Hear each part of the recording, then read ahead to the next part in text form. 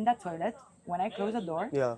I was not in an African country where most of the times we're told poverty is. I could have been in rural Romania. Hi, Arad. Could you please introduce yourself for our new audience? Hi everybody, so I'm Arrad, I'm from the United Kingdom. I just started an MDB 2 years ago on their development program, this young professionals program equivalent, let's say. In terms of my background, so I used to work at the Ministry of Finance in the United Kingdom, looking at macroeconomics, and I studied the LSE and Cambridge before coming here. Bianca, what about you, please? I've also joined an MDB almost 3 years ago. I'm his alumna. I've been in strategy and then in investment operations, and my professional experience is mainly in technology strategy before that, and educational background is in international relations, politics, with various experiences in both Romania and France. Very cool. The first thing we're going to discuss, I think, is super interesting for most of the people because it's filling in the gap between what's being marketed and reality, the practice of it. So I would like to ask you, what's the difference between how the job was advertised versus what you ended up doing? If I am right, you joined the economics department. Yes, correct. It was quite interesting for me actually. I remember when I applied, I would say it was actually a pretty vague description. It focused on data analysis, it focused on whether it's forecasting, statistical modeling, cost benefit analysis, as well as they called it ad hoc tasks. So honestly, I didn't know much of what to expect. But then when I joined the job, suddenly all these different countries, and different sectors were like exposed to me, research projects. I must say the department I'm in is very, very flexible and give a lot of responsibilities. So even though I had quite an open-ended description, when it came to the day-to-day management of what I do, I mean, there was all sorts of projects flying around everywhere, and it was awesome. It was amazing actually, because you have so much exposure at such an early stage in your career. Then you changed to investment operations. How was Yes. that different? Okay, so this one will say a bit more specific. I think, as I'm sure you know as well, Bianca, of course, in investment operations, we have so many different functions, whether it's the environmental and social aspects, the procurement aspects, the project management aspects. I think they almost wanted a more technical understanding of specifics. When I started in the job, the learning curve was actually quite steep because of Like this. this tip. It was very steep. There was a lot of self-studying. There was a lot of just asking those questions, asking my colleagues, asking the people I work for, okay, can you maybe repeat this? What does this mean? But I must say, even though it's very steep, if you persevere, you will learn quickly because then everything becomes quite logical. Everything falls into place because every project has a very similar cycle, very similar components, structure. So after the first few projects, I think it became quite second nature sometimes actually when I was like going through the documents and the tasks. Bianca, please, how was it when you applied? Because you also on this rotational program, right? So how was it in your first department in the CV? So I joined the bank in strategy department. In a typical strategy job description, you have different tasks, including data analysis, sector analysis. Okay. You're looking at markets, trying to understand the trends, trying to have executive level communication. And I had one big fear, which is working with data. And guess what my first big project was? Working with data. A data analysis project, whereas I really wanted to do much more research, executive papers on the different market trends on infrastructure financing. I ended up building from scratch one of the largest databases in the bank. Okay. And also understanding all of the constraints, feeling like an imposter in the process, and then learning that actually I was doing much teamwork on my own or interacting with counterparts from the IMF and OECD and other institutions concerned with the infrastructure financing trends. After that, I moved to investment operations, Nice. which was completely different. I faced the same challenge like you did, a lack of specific technical background. I worked on transport projects and I'm not a civil engineer, but that didn't stop me from learning to the level of what we are expected to do because, thanks God, we are not building the bridge itself and we're not doing the design. But we need to review them and we need to critically think about it and we need to come up with good questions to challenge those, especially when it comes to their financial viability. Right, of course. That was also a very steep learning curve. But as you guys know, we live in a time where there is no information gap once you know how to use the right AI tools. Of course. And if you have proper critical thinking and analysis skills that I think you should be developing before entering any job. I love that. That's perfect. Yeah.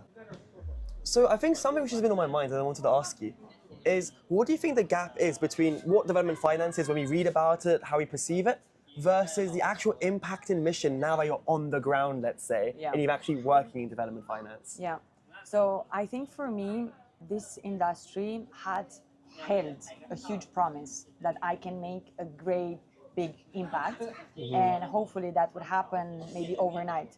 So I remember the first time I joined investment operations, and we worked on our first projects, and I got my first task, which had to do with a procurement plan, and we looked at it, we gave some approvals, we talked to the client. So I told to my manager, great, we're going to start building the road in 6 months.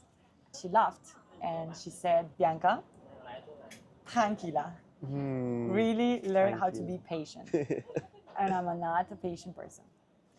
So I think the first true lesson was that this industry moves much slower than I expected.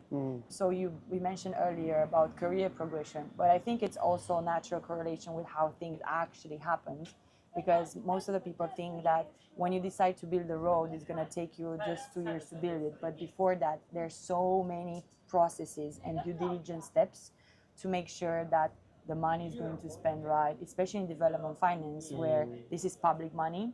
You have such a huge responsibility. If something goes wrong, the reputational risk is forever. Right. And you want to avoid fraud. You truly want to make sure that the money will get into the project you want to fund.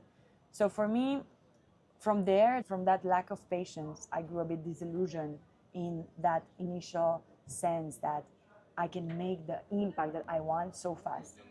At the same time, it's still there. I really feel like the job we're doing contributes in a slow river towards achieving something good for this planet, you know?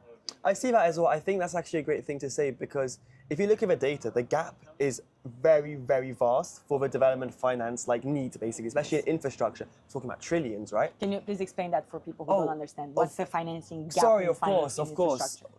So if you look at reports, whether it's, let's say, from the UN, from the World Bank, even I think ADB, for Asia, they have their own estimates. There's such a large need for even critical infrastructure at this point all over the world, whether it's essential infrastructure for water, for energy, for transport, but even broad data centers, Climate adaptation, climate mitigation. adaptation, of course, when there's so much natural disasters happening, especially in the Pacific, for instance, droughts in Africa, let's say. They're too much. And of course, not one single bank can do this by itself, which is why we always talk about blended finance, mobilizing finance, working with the private sector, with the public sector. I think that leads into what I also think about what my perspective has, how it's changed as well since, let's say, I've started working in the bank. It's not like a one-person team here. We always work with all these other institutions, with other governments as well. They provide aid, they provide their own resources. And when we talk about billions, it sounds like a lot, but actually it's just a drop in the ocean. Yeah.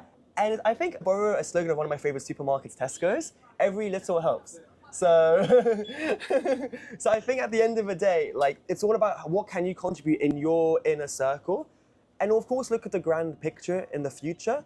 But at the end of the day, I think it's just what can I add in my day-to-day in the region and the sector I work in, and how can I at least lead to long-term benefits for, even if it's a few groups of people, a few regions, a few villages, that is still development impact in my case. It would be good to know as well, Bianca, so what would you say surprised you about the institution itself, okay? In terms of, not necessarily the mission, but the machine itself, let's say the cogs and the gears. So, one big surprise. When you join such a young institution in the year 2020 something, in a time when AI is there, expect everything to be aligned with how you lead your life. Digital, organized, structured. And I think it's not like this at all. It's not just this, it's the industry itself, and then it's the client, the governments too. Sometimes even the companies themselves that are in a way outdated and not keeping up with the current times at all. Number one. Number two had to do with the institution itself. I feel like it's very much of an old mentality, but maybe that has to do with all international organizations. There's maybe some sort of legacy of institutionalizing. I see that, yeah. Where, for example, has to do with this approach to career progression, where young people wouldn't be given a chance to be more visible or to advance faster based on their ambitions or their desire to take more responsibility because of how we still regard authority that's kind of embodied in years of experience and your seniority rather than other things such as skills or simply desire to do more. What about you? Yeah, I see that as well. I think something about these institutions are, and you might read this online, I think, as you've said, there is that issue, not issue necessarily, but you have these people who maybe spend decades in these institutions, right? Maybe they haven't much experience in the private sector, they haven't experienced in the other sectors. So maybe sometimes the mindsets you see will be quite different than those, let's say, who come in from like the private sector, maybe the younger talent who come in with a new perspective on like AI, for instance, or on the world view. And that's not exactly I'm saying it's a bad thing, but it's definitely an observation I've made compared to like the private sector where people move around, I say more regularly, they move more often. Whereas in the multilateral world, you have people staying in the same country, in the same organization, the same team for decades and decades. And then that's maybe leads to a legacy, let's say, potential concern which you voiced, which something is good about maybe where we work because it's younger. Maybe you have more people moving, so that's where you can maybe promote more fresh ideas. So maybe a solution could be to continue supporting new institutions to establish themselves worldwide and people to move around actually a bit more and offer different viewpoints. And I also think it's so important for just us to make it more known, to see how we bring this industry at a level of public recognition because it's needed to fill in that financing gap through collaborations with other institutions, right? We're always reaching out to partners in the private sector. We're looking at working with asset managers, with pension funds, with all of these trust funds and funds in general for blended finance.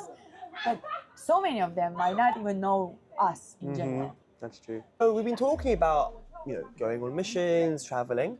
I wanted to ask you, so can you give me maybe a more specific example of a time you actually went somewhere and almost change your perspective on what your, of worldview you had from before? Like how was that? Walk me through that.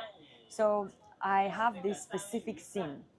So we were in a country in Africa and we went there to observe the implementation of a digitalization project, which in practical terms means taking some laptops and some digital platforms and integrating them in the local hospitals to improve how you manage patients. What does it mean?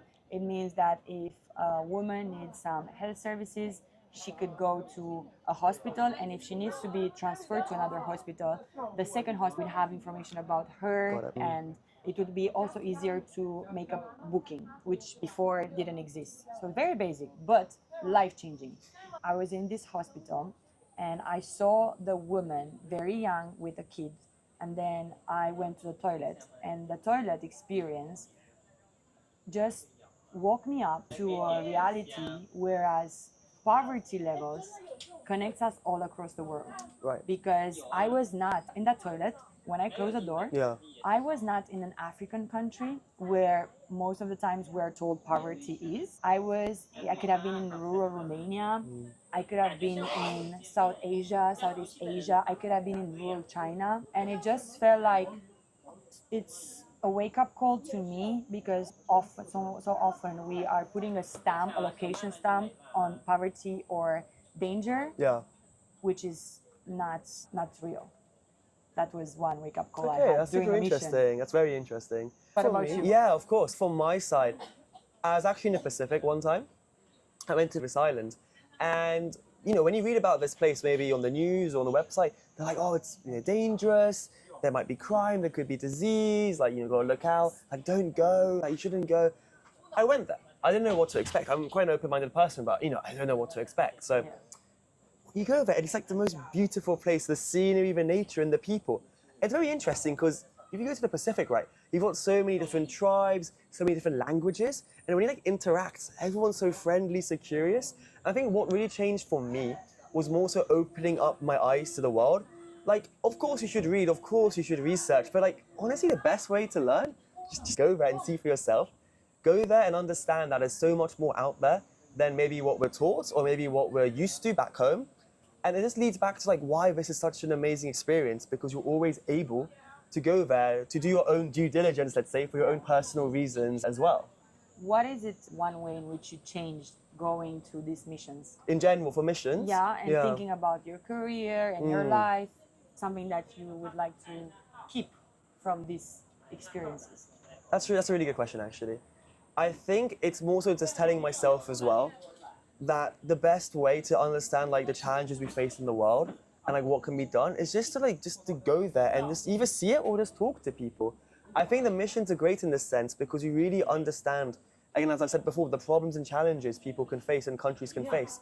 And by putting it in perspective on what can be done on your part, it's just the ideal way, rather than being behind a desktop, behind a computer, 1,000 miles away, to just sit there, to breathe in the air, to see like, okay, this is the problem. Like the toilet may be the problem. How can I improve the sanitation? Okay, by talking to this person, having digital infrastructure, for instance.